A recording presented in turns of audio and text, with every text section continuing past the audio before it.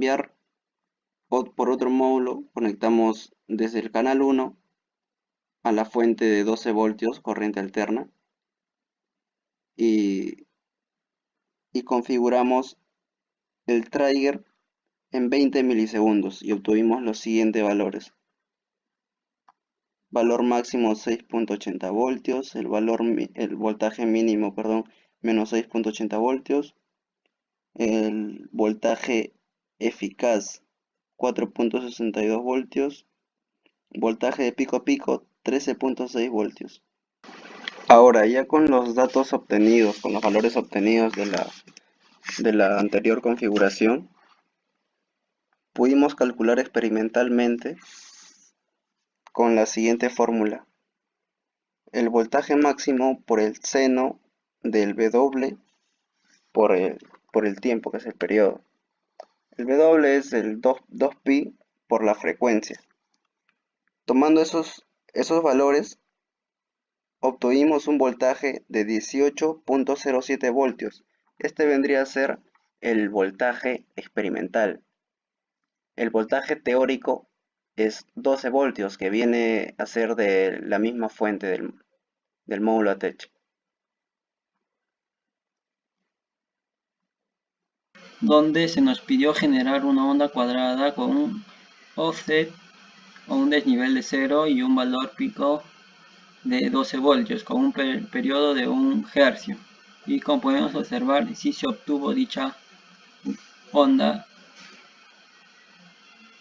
Y como siguiente trabajo se nos pidió conectar un bombillo con la misma configuración.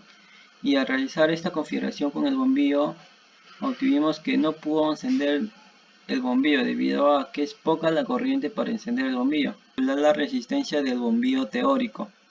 Para calcular la resistencia del bombillo teórico hemos aprovechado de los datos que venía en el mismo bombillo, por ejemplo el voltaje, corriente y la potencia, y aplicando las fórmulas de Beer obtuvimos que la resistencia es de 6.8 ohmios. Eso es con el cálculo de la resistencia del bombillo teórico. Y ahora vamos a proceder a hacer el cálculo de manera experimental. Y para realizar el cálculo de manera experimental tuvimos que realizar medidas con el multímetro midiendo corriente y voltaje al bombillo con ayuda del módulo ATECH. Y para eso también hemos usado la fórmula de Beer, en la que obtuvimos como resistencia experimental de 7.0989 ohmios. Básicos son esta maneja de escala de voltaje y escala de tiempo. La escala de voltaje es lo que nosotros podemos observar en esta pantalla, lo que es el voltaje, que por ejemplo aquí ahí está 500 milivoltios. Y mientras nosotros aumentemos la escala o disminuyamos, el voltaje va a aumentar o va a disminuir. ¿Qué es el rango? Podemos observar, y en el tiempo sería de manera la posición que se puede observar entre los cuadrados de aquí. Luego tenemos dos manijas para poder posicionar bien y nosotros podemos observar bien la gráfica que nos muestra el osciloscopio, que esta nos hace movernos de manera vertical y esta de manera horizontal. Como podemos observar, aquí está un cable colocado y ya nos marca una gráfica en el osciloscopio. Esto se debe a que cuando esta gráfica esté para nosotros probar el cable, quiere decir que el cable está en correcto estado o está en funcionamiento. También tenemos nosotros dos canales a los cuales nosotros podemos conectarlo.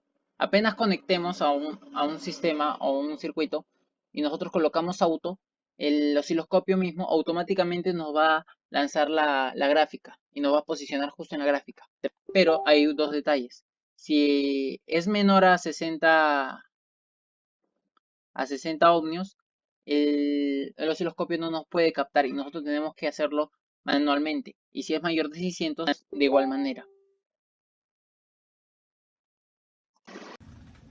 Muy buenas noches, profesor. Mi nombre es Freddy Yevskis Peneira y lo voy a hablar acerca sobre el último procedimiento del laboratorio de semiconductores.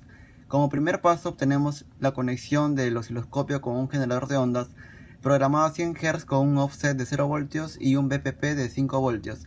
Como datos obtenemos lo que es 6.20 voltios, que es un voltaje máximo, y un voltaje mínimo de menos 6.20 voltios.